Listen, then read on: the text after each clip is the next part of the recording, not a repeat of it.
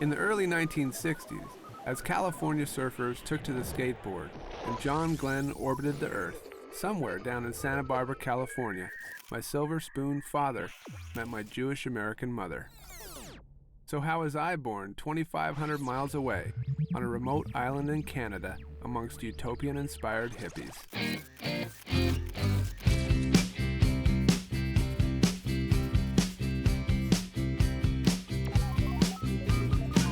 I think you might agree I'd be a whole lot better if I just buried the old me and sent it out to sea, to crash on the rocks or get stuck up in the weeds.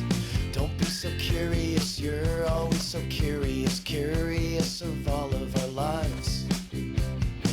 Don't stop, don't look around, just keep your head in the clouds, and when it clears you can burn your eyes.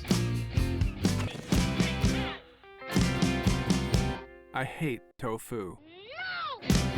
I look terrible in tie-dye. Volkswagen vans give me hives, and patchouli makes me gag.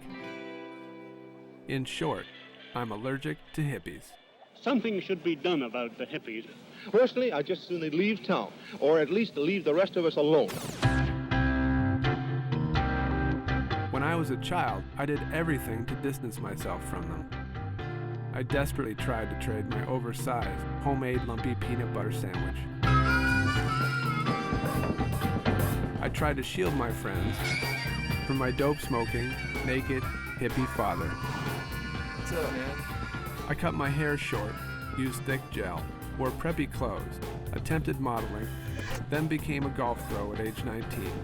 I tried everything. But after years of running away from my hippie demons, I decided to turn and face them. But it's more complicated than you think.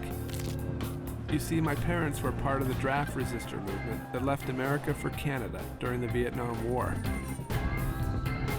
And when their utopian experiment failed, they split up, leaving me, well, confused, isolated, and never quite sure which country to pay my taxes in. So I started to investigate this time, which some call the largest political exodus in American history. It turns out that both the Canadian and American governments didn't even keep track of who came and went between the countries during this time.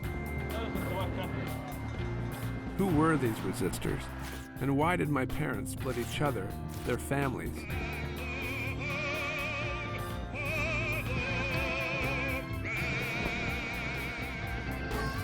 So what better way to find out than to take a road trip back to where I was born, with just a camera and my father, and ask him.